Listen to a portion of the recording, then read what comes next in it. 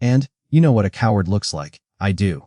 A coward doesn't fight a man. He doesn't look for a challenge. A coward looks for gray hair. He looks for a cane. And he looks for hands that shake a little bit when they hold a wallet. To a guy like me, an ATM at night is just a machine. I put money in. I take money out. Simple. But to a predator, it's a watering hole. They hide in the dark. They wait for the gazelle to come drink. They think nobody is watching. They forget one thing. Sometimes, and the lion is drinking at the same watering hole. Let me tell you about Millie. Millie is 85. She's got these thick glasses that make her eyes look big, and she wears a knitted hat even in the summer. She's sweet, the kind of lady who calls everyone honey or sugar. She lives in that senior complex on Oak Street, and fixed income. Every penny counts. She doesn't use debit cards at the store. She likes cash. She says it helps her budget. It was a Tuesday. Tuesday is her night, and her son comes to visit on Wednesday. She wanted to have cash to give him for gas. She wanted to buy cookies for her grandkids. So she went to the bank. It was late, and maybe 8 o'clock. The sun was gone. The streetlights were flickering. That ugly orange light that makes everything look dirty. Millie parked her car. It's an old Ford, and she struggles to get out. Her hip bothers her. She leaned on her cane. Click. That sound on the pavement. She walked up to the machine, and it's an outdoor walk-up. Exposed. She didn't see the guy in the gray hoodie. I did. I was parked around the corner. My bike was cooling down, and I needed to deposit the club dues. I was walking up to the bank, sticking to the shadows. It's a habit. You don't walk in the light if you don't have to. I saw him, and he was pacing, bouncing on his toes. Nervous energy. He wasn't there for money. He didn't have a card in his hand. He had his hands in his pockets, fists balled up, and he watched Millie. He saw the cane. He saw the vulnerability. I stopped. I leaned against the brick wall. I just watched. I wanted to see what he would do, and I hoped he would walk away. I hoped he would find a conscience. Millie got to the machine. She fumbled with her purse. She pulled out her card. She typed in her PIN, and she moved slow. Her fingers are stiff with arthritis. Beep, beep, beep. Then the machine started whirring, the sound of cash shuffling, and that sound is a dinner bell for a rat. The guy in the hoodie moved. He didn't walk. He lunged. He closed the distance in 2 seconds. He came up right behind her, and he got into her personal space. He breathed down her neck. Millie jumped. She turned around. Her eyes went wide behind those glasses. "Excuse me," she said, and her voice was trembling. "You're too close." "Shut up." The guy hissed. He sounded young, maybe 20. Desperate. "Give me the cash," he said. "Don't scream, and don't make a scene. Just give me the money." Millie froze. The machine spit out the bills. $60. 3 20s. She reached for them. He slapped her hand away, and he grabbed her wrist. He squeezed hard. I saw Millie wince. I saw the pain on her face. "I said give it to me," he yelled. He pushed her. She stumbled back, and she hit the wall. Her cane fell over, clattered on the concrete. She looked terrified. She looked at the empty street. She looked for help. She thought she was alone. "And, please," she whispered. "It's for my grandchildren." "I don't care about your grandkids," he spat. "I want the money. Now." He reached for the cash slot, and he was going to take it. Then he was probably going to push her down just for spite. That was it. That was the line. And if you think a man who attacks an 85-year-old woman deserves a painful lesson, if you think cowards need to be exposed, hit that like button. And we are about to ruin this guy's whole night. I stepped out of the shadows. I didn't run. I didn't yell. I just walked. My boots are heavy. They make a distinct sound. Thud and thud, thud. The guy didn't hear me. He was too focused on the $60. He was too focused on bullying a woman old enough to be his grandmother, and I walked right up behind him. I'm 6'3". I weigh 250. I was wearing my cut. The leather creaked as I moved. I stood directly behind him, and I was close enough to smell him. He smelled like fear. He smelled like cheap desperation. He grabbed the cash. He turned around grinning. He thought he won, and he thought he was going to turn around and run into the night. Instead, he turned around and ran into a wall of muscle. He bumped into my chest. He bounced off, and he looked up. He kept looking up. He saw the beard. He saw the scars. He saw eyes. My eyes weren't angry. They were cold, dead cold. His grin vanished, and his mouth fell open. He looked past me. He saw nobody else. Just me. "Going somewhere?" I asked. My voice was low, like gravel in a blender. He swallowed hard, and I saw his Adam's apple bob. He clutched the $3 bills in his fist. He stammered. "You got something that doesn't belong to you," I said, and I took a step forward. He took a step back. He bumped into Millie. Millie looked at me. She didn't look scared of me. She looked relieved. She saw the patch on my vest. "And Motor Mafia, Jax," she whispered. "See, Millie knows me. She buys her lottery tickets at the same gas station where I get coffee. We talk sometimes." "Hey, Millie," I said, and I didn't take my eyes off the thief. You okay? Hey, he hurt my wrist, she said. That was the wrong thing for him to let happen. The air around us changed. It got heavy, and I looked at the thief. I pointed at his hand, the one holding the money. You made a mistake, kid, I said. A big one. He looked for a way out. He looked left, and he looked right. There was a brick wall on one side, the ATM on the other, and me in the middle. Move. He tried to sound tough, but his voice cracked. Get out of my way, an old man. Old man. I smiled. It wasn't a nice smile. Make me. I said. He panicked. He tried to shove past me. He threw a shoulder into me, and it was like a toddler trying to tackle a tree. I didn't budge. I reached out. My hand is the size of a catcher's mitt. I grabbed him by the throat, and not hard enough to crush it. Just hard enough to lift him up onto his toes.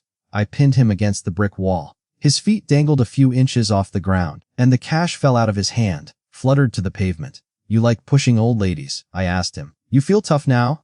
He clawed at my hand, and his eyes were popping out. Let go, he wheezed. I'm just getting started, I said. Millie picked up her cane. She stood up straight. She watched. Don't kill him. And Jax, she said softly.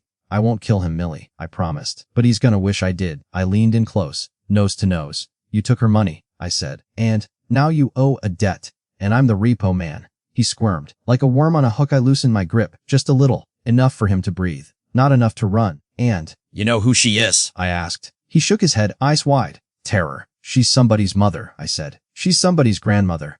I pointed a finger at Millie, and she was standing there, shaking, clutching her cane. She looked small against the cold brick wall. Look at her, I ordered. He didn't want to. He wanted to look at me, and he wanted to look for an exit. Look at her, I roared. The sound bounced off the brick walls. He flinched. He looked. She's 85, I said, voice low again, and dangerous. She worked her whole life. She raised kids. She buried a husband. She earned that money.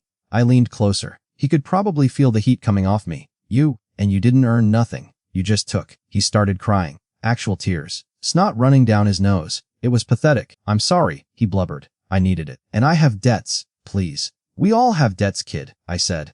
But we don't pay them by robbing grandmas. I dropped him. He hit the pavement hard. He scrambled back, and Crab, walking away from me. He scraped his hands on the concrete. He looked at the street. He thought about running. He tensed his legs. Then he heard it. The rumble. And it started low. A vibration in the concrete. Then it got louder. Twin V-twins. Pipes that wake the dead. Tiny and Breaker turned the corner, and they were just coming to make the deposit too. Pure luck. Or maybe karma. They saw me. They saw the kid on the ground. They saw Millie looking shaken, and they didn't need a diagram. They knew Tiny parked his bike on the sidewalk. He stepped off. He cracked his knuckles. It sounded like dry wood snapping, and the kid looked at me. Then at Tiny. Then at Breaker. His math changed. 1 biker is a problem. 3 is a nightmare. Please. The kid whispered. I'll give it back. And, I swear. You don't have it, I said. I pointed to the ground. The 3 $20 bills were fluttering in the wind. Just pieces of paper. But to Millie, and they were everything. Pick it up, I said. He reached for the money. Fast, too fast. Slow down, I snapped. He froze. Hand hovering over the asphalt. And, pick it up, I said. Like it's glass. Like it's the most precious thing in the world. He picked up the first bill, and his hand was shaking so bad he almost dropped it again. He picked up the third. He held them out to me. I didn't take them. I crossed my arms, and, not to me, I said. I stepped aside. I cleared the path to Millie. Give it to her, I said. And you better apologize. You better make her believe it. He stood up, and legs wobbly. He looked like he was walking to the electric chair. He walked over to Millie. He kept his head down. He held out the money. I'm sorry, Mom, he squeaked. And, I can't hear you, Tiny rumbled from behind him. Tiny's voice is deep, it rattles your chest. The kid jumped. He almost wet himself. I'm sorry, he yelled, and, I shouldn't have done it. I was desperate. Please take it. Millie looked at him. She adjusted her glasses. She looked at the money. Then she looked at me. And, he's just a boy, Jax, she said. He's a criminal, Millie, I said. But today he's a student, and class is in session. She took the money, and she put it in her purse. Carefully, she zippered it shut. Zippy, thank you, she said to him. Not with anger, with dignity. The kid let out a breath, and he thought it was over. He turned to leave. He took a step toward the alley. I stepped in front of him. I blocked out the streetlight. Who said you could go? I asked, and he froze. I gave it back, you said. You gave back what you stole, I said. That just makes you even. It doesn't fix the damage. I pointed at Millie's wrist, and it was starting to bruise. A dark purple mark where he grabbed her. It looked angry against her pale skin. You hurt her, I said. You put a mark on her, and I looked at Tiny. What do you think, Tiny? What's the penalty for bruising a grandmother? Tiny scratched his beard, and he looked at the kid like he was looking at a broken spark plug. I think, Tiny said slowly, he owes her a little more than $60. The kid emptied his pockets, and he pulled out a crumpled $5 bill and some change. A lighter out. This is all I have, he cried. Take it. We don't want your money, I said, and we want your time. I looked at Millie's car. The old Ford parked under the light. It was dirty, covered in pollen. One of the tires looked low. And you see that car? I asked the kid. He nodded. It needs a wash, I said. It needs a wax. And that tire needs air? Now, he asked. It's nighttime. And right now, I said, there's a hose around the back of the bank. There's a bucket. You're gonna find them. But I can't see the dirt. And then you better scrub hard, I said, so you can feel it. I looked at Millie. You in a rush, Millie? She smiled. A little sparkle came back into her eyes, and she leaned on her cane, relaxing for the first time. I have nowhere to be until bingo tomorrow, she said. Good, I said. I turned back to the kid, and I pointed to the back of the building. Get the bucket. He found the bucket. It was cracked. A bright yellow plastic thing sitting by the dumpster, and he found the spigot on the side of the bank wall. He dragged the hose over. It was stiff with cold. He didn't want to do it.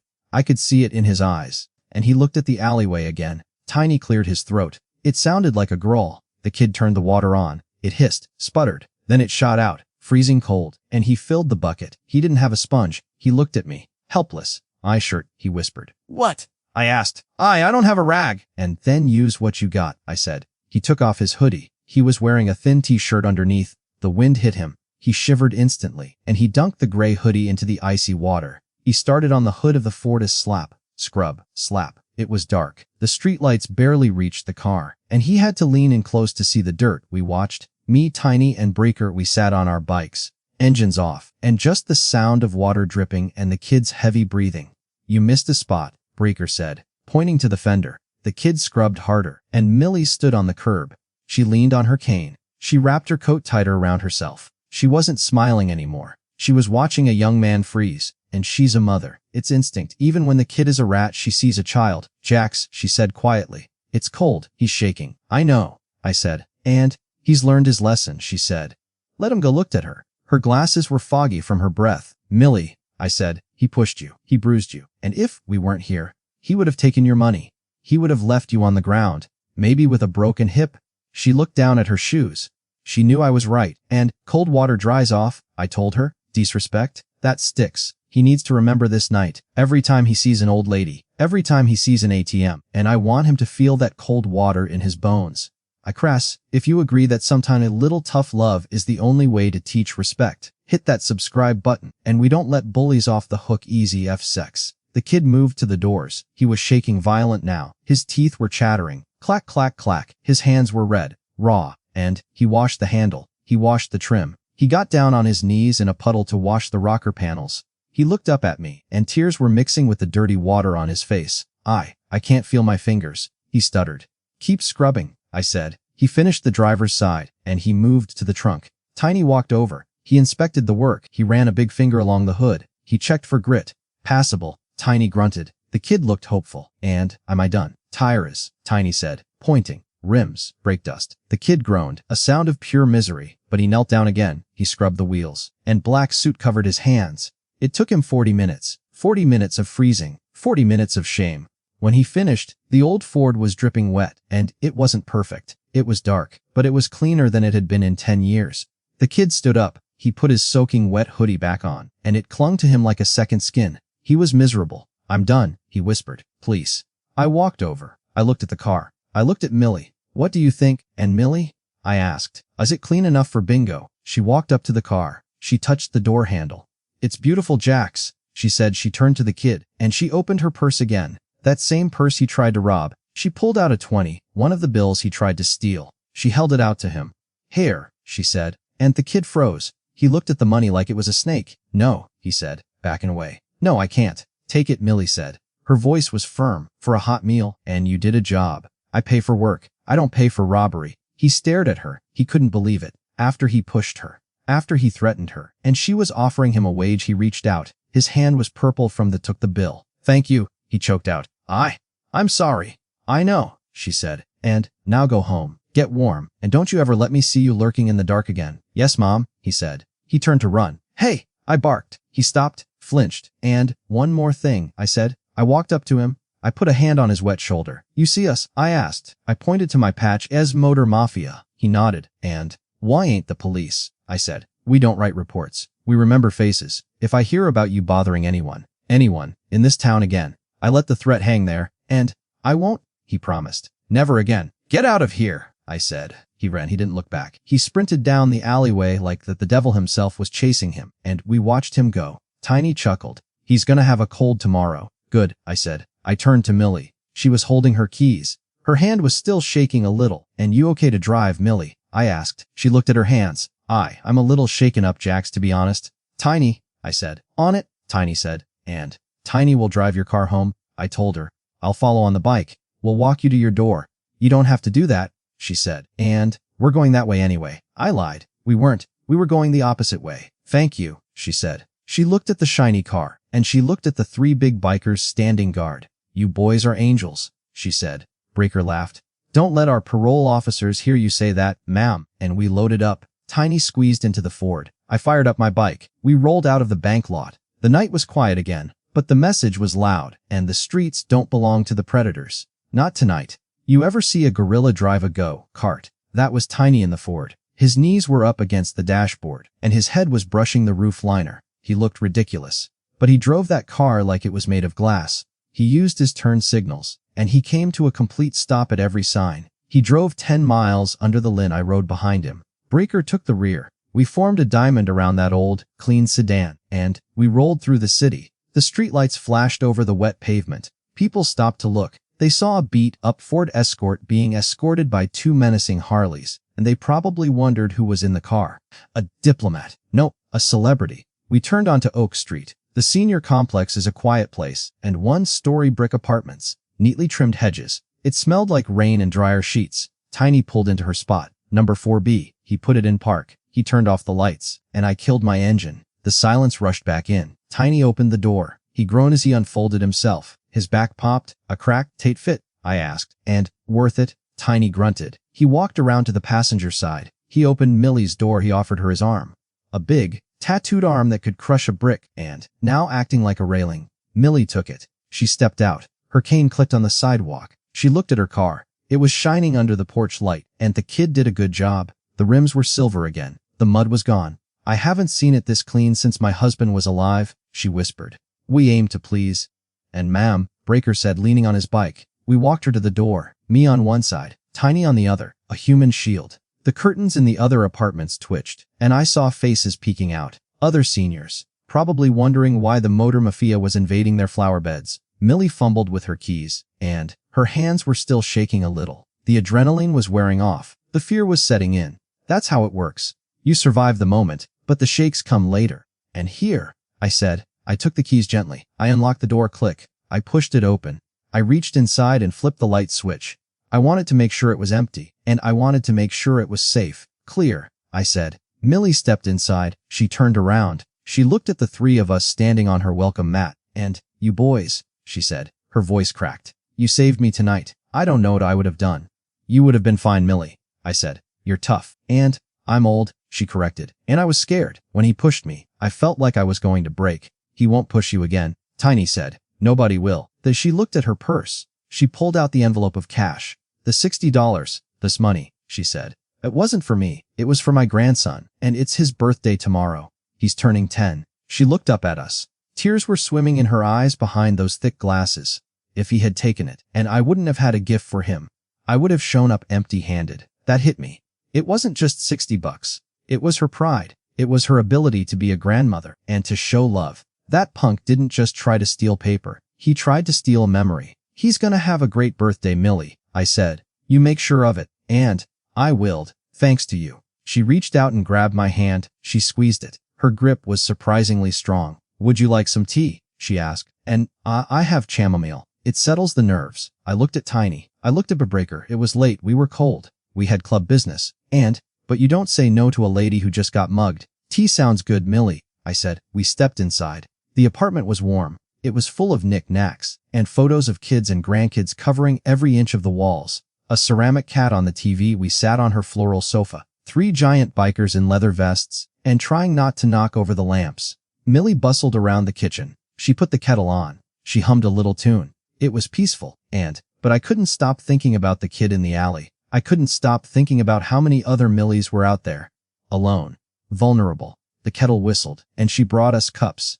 Delicate china with little pink flowers painted on them. Tiny held his cup with 2 fingers, looking terrified he was going to crush it. And, to safety, Millie said, raising her cup. To family, I said. We drank. The tea was hot. It tasted like flowers and sugar. We stayed for an hour. We let her talk, and we let her come down from the shock. We made sure she felt like the queen of her castle again.